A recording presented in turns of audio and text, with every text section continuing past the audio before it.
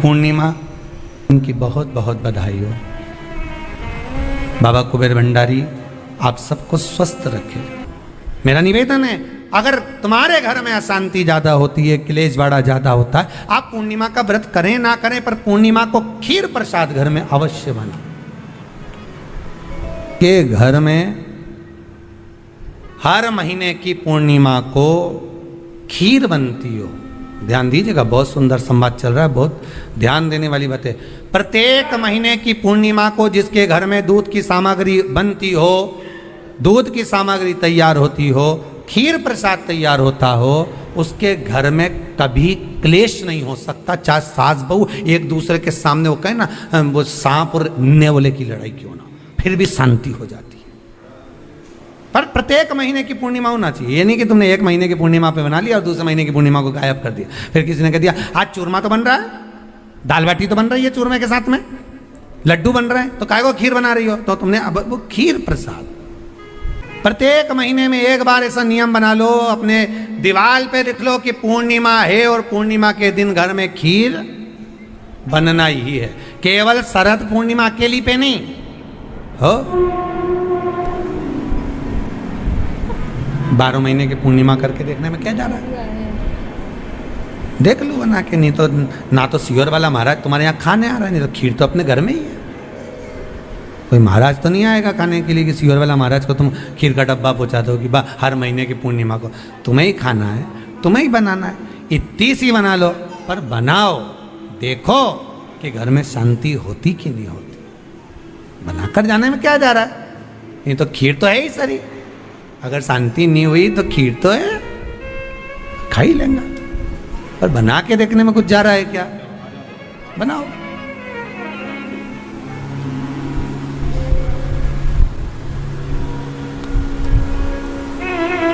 उसकी महत्वता को जानना है। ये जो हवन में, यज्ञ में खीर की जो आहुतियां छूटती हैं, ये इसका महत्व बहुत है महाराज।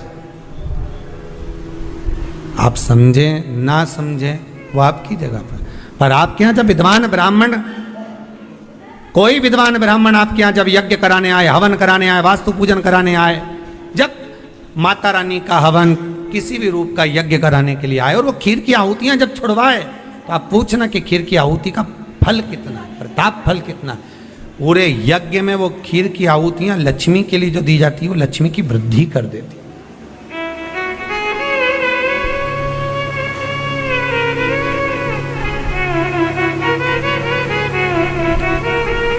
उसका महत्व कितना बढ़ जाता है,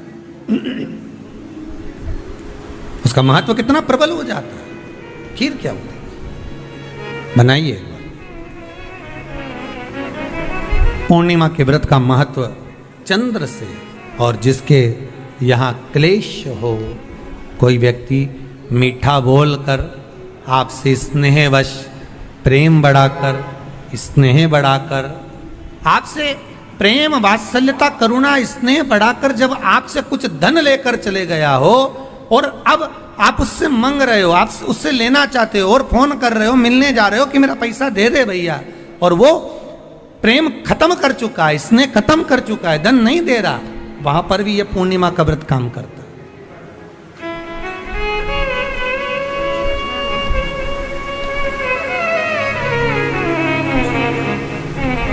वहां पर भी पूर्णिमा का व्रत काम करता है।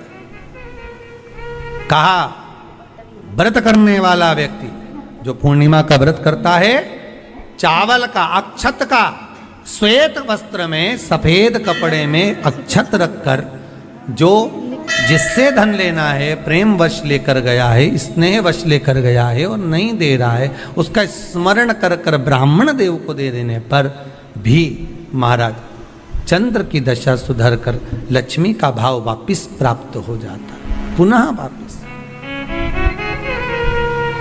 चंद्र से शिव भी जुड़े हैं, चंद्र से नारायण भी जुड़े हुए हैं। पूर्णिमा के दिन चावल का एक आखा दाना जानते हो? पूरा खंडित चावल नहीं।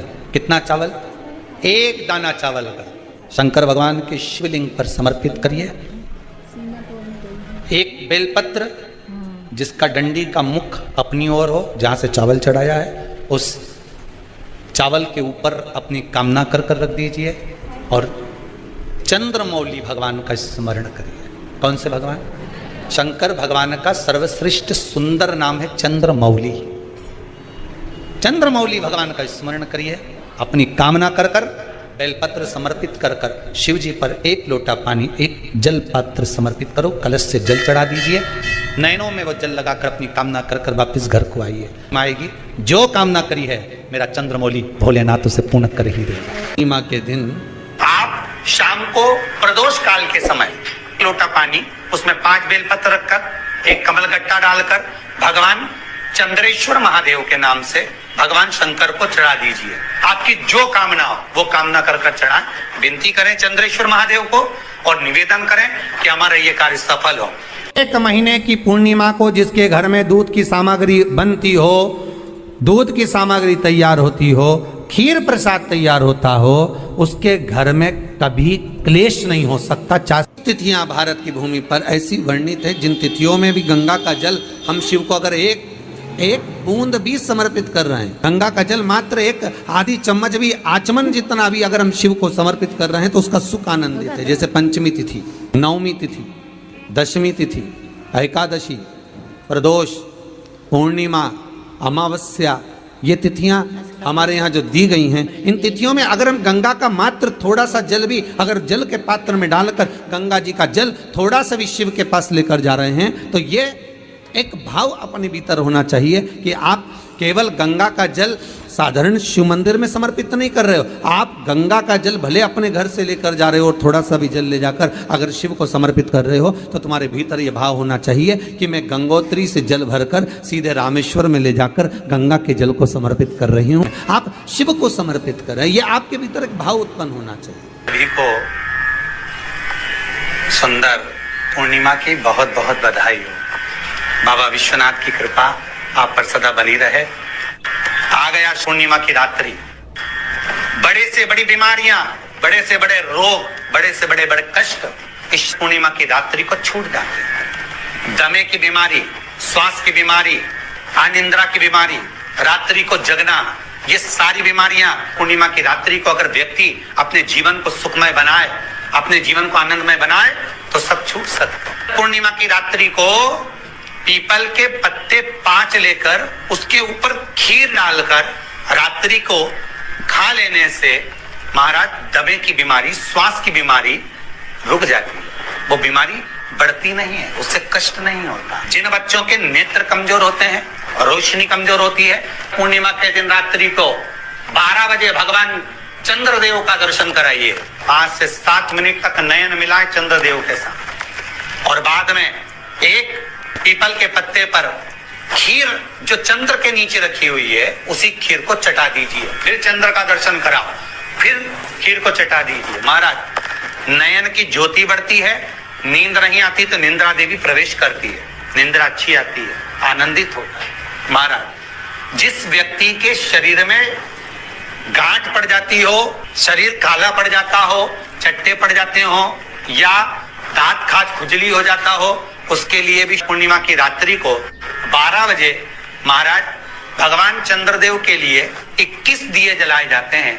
उस 21 दिए की कालोच एक थाली में इकट्ठी करी जाती है, कालोच को इकट्ठी कर कर शरीर में गाय के घी के साथ में जहां जहां जगह पर चट्टे हैं, गांठ है, वहां लगाया जाता है। उसको 5 या 7 दिन लगाइए, उसके बाद में रोज प्रतिदिन लगाने के आधे घंटे बाद स्नान कर लीजिए, आराम लगना प्रारंभ हो जाता है। महाराज आज पूर्णिमा की रात्रि से लेकर कार्तिक पूर्णिमा की रात्रि के बीच में जो दामोदर भगवान का, कृष्ण का, शिव का मंगल आनंद करेगा, अभिषेक करेगा, पूजन करेगा, स्मरण करेगा, उसके सारे दुख दरिद्र दूर हो जाएंगे। रात्रि को आप बड़े प्रेम से खीर बनाओ, चंद्रदेव की साक्षी में रखो, भोग लगाओ भगवान श्री हरि को। बन सके अगर लक्ष्मी की कमी है, लक्ष्मी नहीं आ रही है, व्यापार नहीं चल रहा है, तकलीफ बहुत ज्यादा है, घर में कष्ट है, कर्जा ज्यादा है, तो एक तांबे के कलश के ऊपर, तांबे के कलश में पानी भरना, कटोरी रखना, उस पे लक्ष्मी जी की मूर्ति रखना। लक्ष्मी जी की मूर्ति नहीं हो तो चांदी का सिक्का रखना।